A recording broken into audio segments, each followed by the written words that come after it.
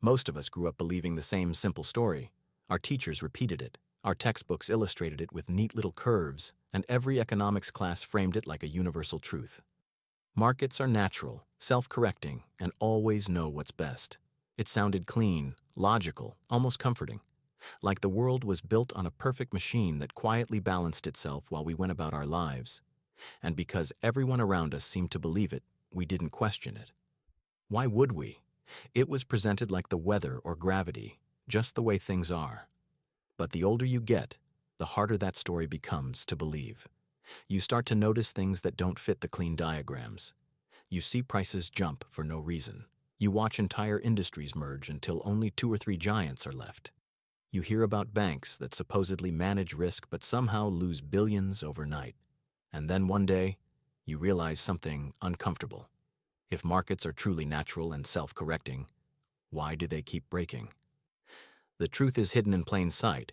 The version of economics we were taught as kids was never a description of reality. It was a comforting myth, a simplified model designed to make the world feel predictable. Those supply and demand curves, they assume everyone acts rationally, that information is perfect, and that firms stay small and competitive. In the real world, none of that is true. People panic, hoard, speculate, and follow crowds. Corporations buy up competitors. Banks invent new forms of risk faster than regulators can understand them, and entire markets can tilt in the wrong direction because someone on a trading desk sneezed at the wrong moment. Worse, the story leaves out the most important part.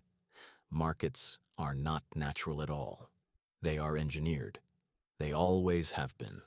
Every market you've ever interacted with, from housing to healthcare to banking, was shaped, managed, and sometimes quietly manipulated by governments, elites, and powerful institutions.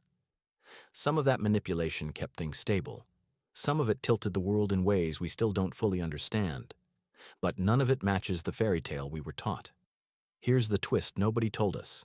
The periods of history where economies actually worked, when living standards rose, when innovation exploded, when societies became more stable, weren't driven by pure free markets.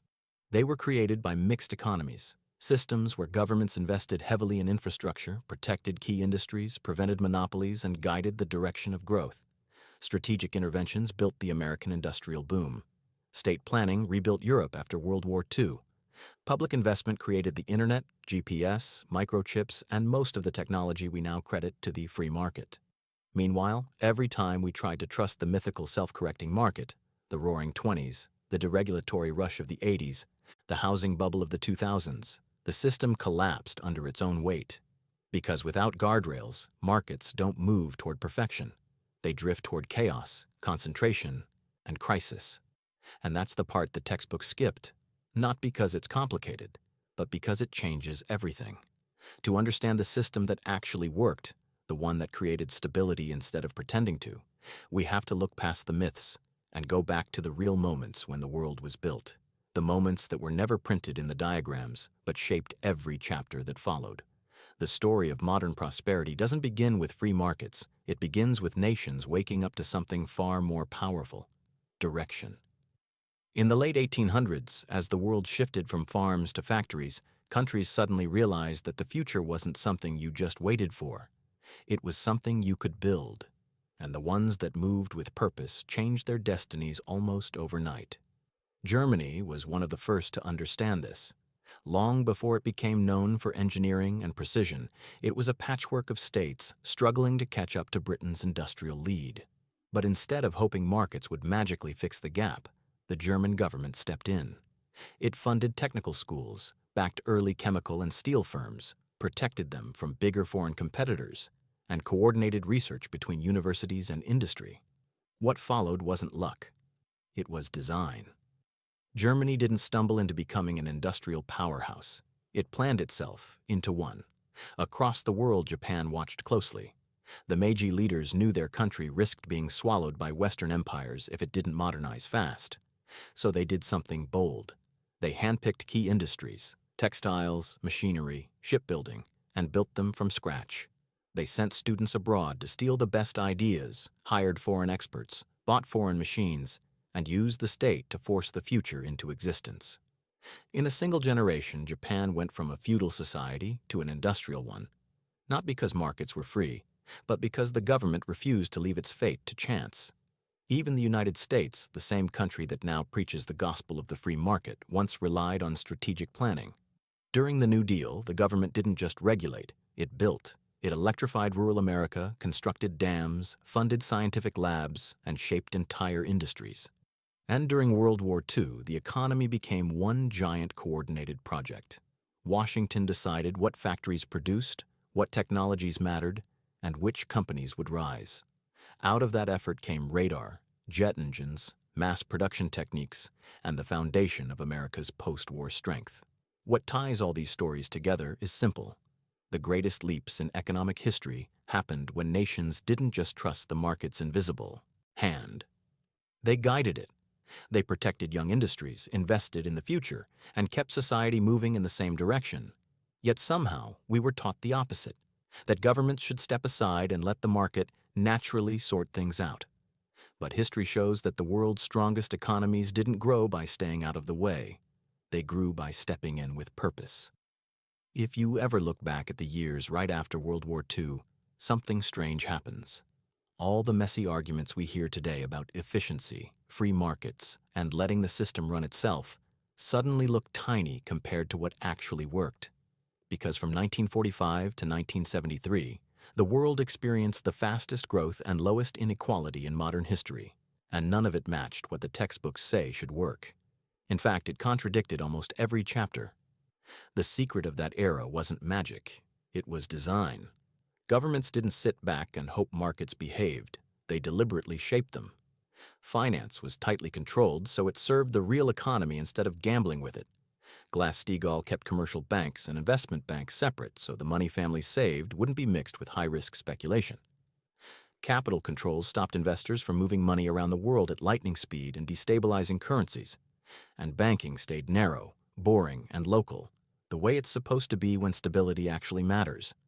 Unions were strong too, not because people loved conflict, but because coordinated bargaining kept wages rising steadily with productivity. When workers earned more, they spent more. When they spent more, businesses grew. It was a loop that lifted everyone instead of concentrating everything at the top. Governments didn't fear high taxes on the wealthy. They used them to fund highways, bridges, schools, and the early research that led to satellites, vaccines, and the digital age itself. And for everyday families, the difference was massive. One income could buy a home. College didn't bury you in debt. Jobs were stable. Wages rose almost every year. Wealth didn't just pile up in the hands of a few, it spread. People felt like the future was something they could plan for, not something they were constantly trying to survive. The economy felt predictable, almost calm, because the system was built to be that way. Markets in that era weren't free, at least not in the way modern textbooks describe. They were guided, managed, and sometimes gently restricted, so they served society instead of the other way around. And the results were undeniable. Stronger growth, more equality, and a sense of national stability we can barely imagine today. Yet somehow, this entire chapter of history is barely mentioned in the stories we're taught. Maybe because it proves something uncomfortable, that the greatest economic success of the modern world didn't come from stepping aside and hoping markets behaved. It came from shaping them with purpose, discipline, and a vision of shared prosperity. By the 1970s, something happened that shook people's confidence in the economic world they thought was stable. Prices were rising, growth had slowed, and oil shocks made everything feel uncertain. This moment, stagflation, became the perfect opening for a new story to slip in. A story that promised clarity, certainty, and simple answers. And it didn't matter that those answers ignored decades of real-world success. They sounded bold, modern, and clean. That was enough.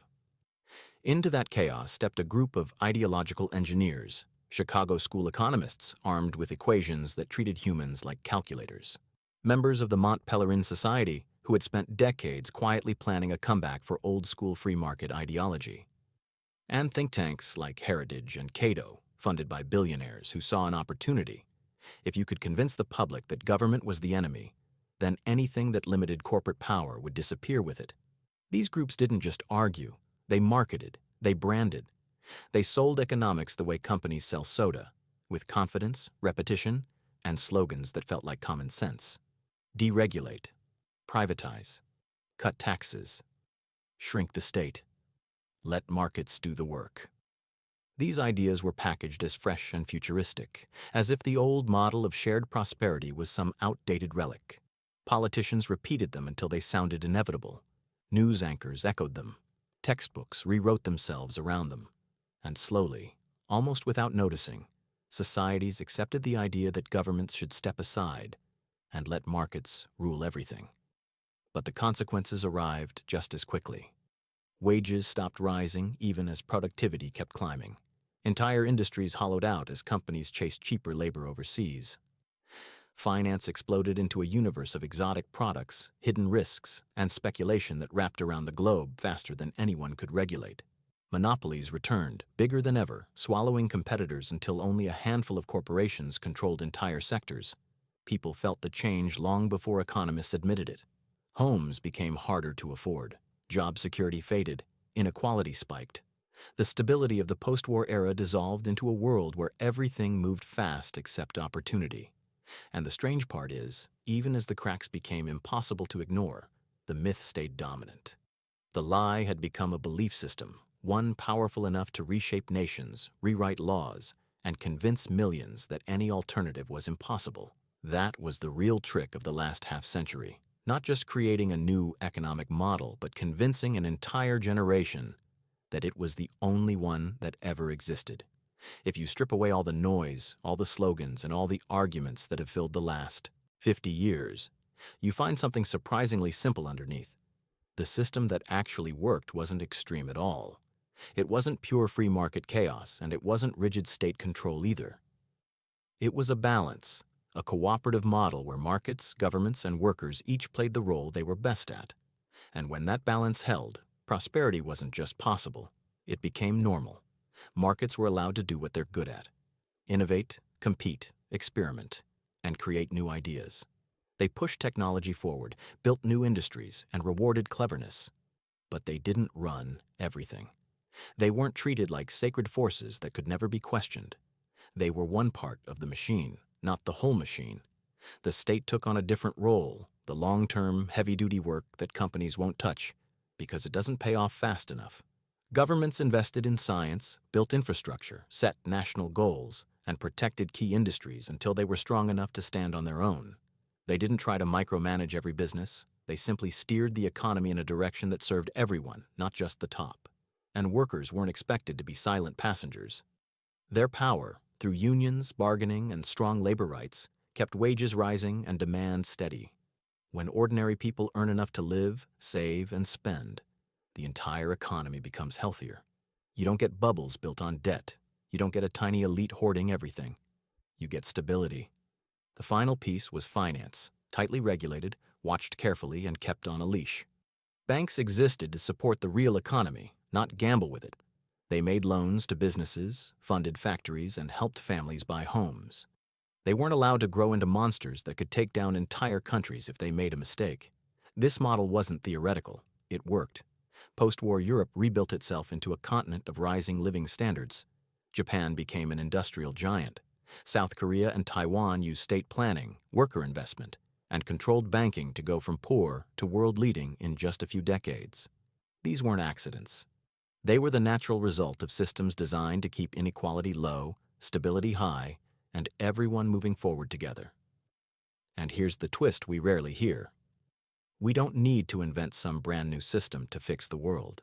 We already had one that worked better than anything we've tried since. The only reason it feels unfamiliar now is because we spent decades pretending it never existed. The strange thing about living through a turning point is that you rarely recognize it until you're already in the middle of it. And right now, we are.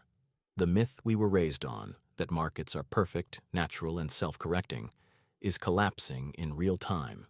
You can see it everywhere if you know where to look. Inflation shocks that came out of nowhere. Supply chains that snapped from a single disruption.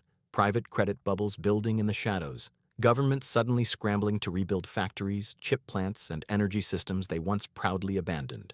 For decades, we were told that planning was old-fashioned, that manufacturing didn't matter, and that the market would handle everything. Now those same nations are quietly admitting the opposite. What's happening isn't chaos. It's a return to realism. Countries are rediscovering something they once knew well, that you cannot run a society on autopilot. You need strategy, resilience, and long-term thinking. The United States is investing in semiconductors again. Europe is trying to secure energy independence. Asia is doubling down on industrial policy. Even leaders who spent years preaching market purity are now reshoring production, rebuilding supply chains, and pouring public money into infrastructure. They don't call it planning, but that's exactly what it is. But transitions are never smooth. Letting go of a myth hurts. When an old belief dies, it drags politics, culture, and public trust down with it. People feel the confusion first.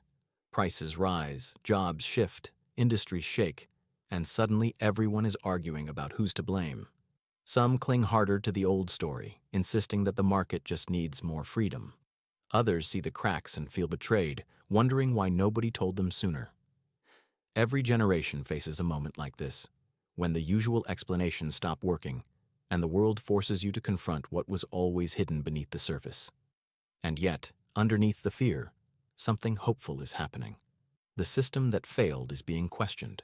The system that worked is being remembered. Countries are experimenting again, building again, choosing direction instead of drifting. It's messy, it's loud, and it's uncomfortable, but it's movement. And movement means possibility. The truth is, we don't need perfect markets or grand theories to rebuild the world. We just need to stop worshiping an economic fantasy and start designing a system that serves real people with real needs. The kind of system that once lifted living standards, built strong communities, and gave families a future they could actually see. The truth is simple. We were never saved by invisible hands, only by the ones we chose to use.